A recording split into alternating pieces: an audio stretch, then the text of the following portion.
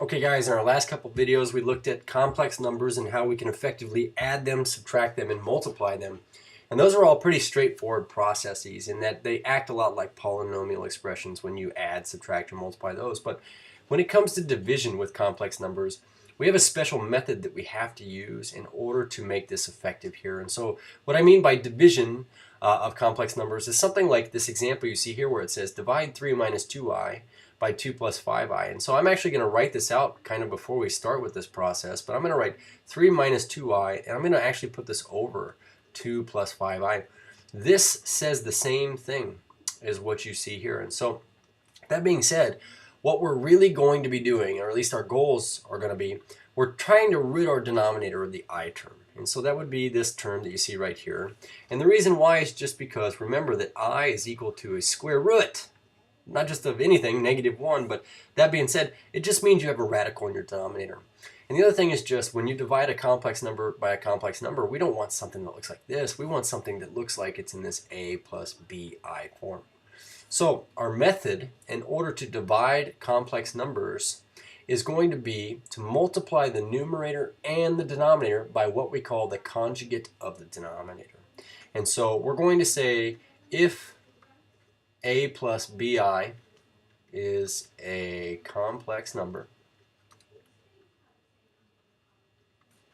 then a minus bi is its complex conjugate. And so my advice here was to multiply the top and the bottom by the conjugate of the denominator, all in caps here. And so I'm going to have you wrap up these two complex numbers in parentheses for me. But what we're going to do is we're going to take the top and the bottom of this times 2 minus 5i. And 2 minus 5i because it is the conjugate of the denominator. And on top and bottom because when you work with fractions, if you multiply the top and the bottom by the same thing, you're not really changing the value of that ratio. So the way this works is, and you're not going to like this, but it's just going to be, we multiply like we did in the last video. So what I want you to see is, first of all, on the top, we get 3 times 2. 3 times -5i is -15i. We get a -2i plus a positive 2 is a -4i. And then we get a -2i times a -5i is a positive 10i squared. Now the same thing we did on top, we're going to do on bottom, but notice that these are conjugates, and so something funny tends to happen here. We get 2 times 2 is 4. Then we get 2 times -5i is -10i. 5i times a positive 2 is a positive 10i. And then we get a positive 5i times a -5i, which is a -25i squared. So to look at what's going to happen here, maybe the top, we start with it. We can combine like terms here and change our I squared to a -1. But what I notice is that we get 6 minus 19i's. And changing this I squared to a -1, it's going to make our positive 10 a -10. Now on bottom, the first thing I notice is that my middle terms cancel out. And so I really get left with 4 minus -25 times I squared, which maybe I should write this out. And I'll do that up here also, positive 10 times a -1 in order to understand how that becomes a -10 here. But on top, I suppose we would get 6 and a -10 would be a -4, and this is minus 19i's. So there's our standard form of the complex number in the numerator. When you look at the denominator, this becomes 4 plus 25. So this is really kind of a cool thing because of the fact that your denominator became what we call a purely real number. It's purely real. So why am I really excited that I get a purely real number in my denominator here? I'm excited because it got rid of the I term in my denominator. So one thing you want to know about complex conjugates is that when you multiply a complex number by its conjugate, you always get a purely real result. And the reason why is because these middle I terms are always going to cancel. And I'm always going to end up with an I squared in the back, which really just becomes a -1. So it gets rid of all your i's in the denominator. Now this is awesome just because I got rid of the i's in the denominator. But at the same time, what I want you to recognize is that we have a monomial divisor. And what that means is anytime we have several terms written over a monomial divisor, we can split the numerator terms up over the monomial divisor. And this is going to be essential because what we wanted to do was also write our complex number in standard form. So in this case, we're going to get -4 and put it over 29. And then we're also going to see we get a -19 here, so minus 19 over 29. And all we tend to do is just throw the I off on the side.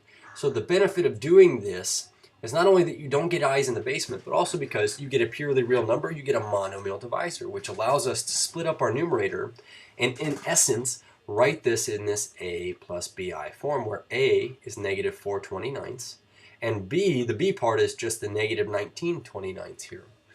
So what I want to look at is doing this again. But before we do this, what we're going to do is we're going to build a pattern with multiplying complex conjugates. And so you will want to know this pattern. It will speed up our process that we just did here just by a little bit because we know we're going to get a particular type of denominator. So looking at this, it says multiply a plus bi by its conjugate. What do you notice? So what should I expect to happen every time I multiply two complex conjugates? So we're going to FOIL this. We would get a squared minus abi, but then we're going to turn right around and we're going to get plus abi. So I'm going to drop these already. We always get our middle terms to drop. And then we get this. We get a positive bi times a negative bi, which makes it a negative product. And we get b squared I squared. So analyzing this, we know I squared is equal to -1. This is really to say that we're going to get a squared plus b squared. And so I know this is kind of a crazy thing here. It's kind of a crazy thing. But what it means is, if you're going to multiply two complex number conjugates, you really might as well take the real part of one of your numbers and square it, and add it to what you get when you square the imaginary part of one of your numbers. So going back to this page that we had over here, to begin with, we had 2 plus 5i times 2 minus 5i, and what we ended up with was 4 plus 25.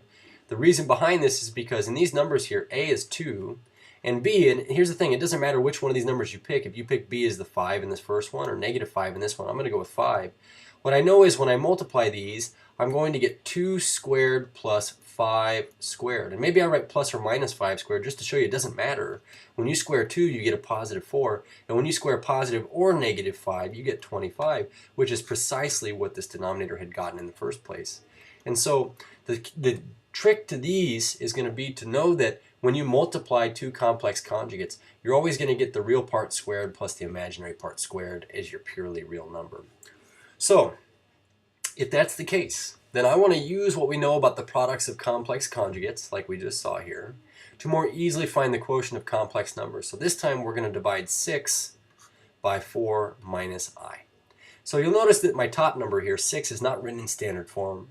So we could write this as 6 plus 0i. I'm going to encourage you to actually leave it here as just a purely real number form. So our method is to multiply the top and the bottom of all of our quotients by the conjugate of the denominator. So 4 plus I would be the complex conjugate of my denominator. Now on the top we get 24 plus 6i. This one was a little bit quicker on top. In terms of on bottom, what should I expect to get? I'll tell you what, you can FOIL it out if you want, but I'm inclined to write I get a squared plus b squared because I know this pattern exists when I multiply complex conjugates. So in this case, our a part is like a 4, and our b part is a 1 or a -1. I'm just going to put 1 here. But what I know is I get 16 plus 1 in the denominator, or in other words, I get 17. So if we have this 24 plus 6i, and we have it written over this monomial divisor, the last thing we'd want to do is just go ahead and split it up 24/17 plus, I'm trying to move over here, 6/17, and we throw the I off on the side. So division with complex numbers involves multiplying the top and the bottom by the conjugate of the denominator, and if you want to, you can just use multiplication, simplify it. But it's better to learn this pattern that, at least in your denominator, you're going to get the a squared part plus the b squared part, and that lands you with a monomial divisor a lot faster than it would to just multiply and simplify. Cheers!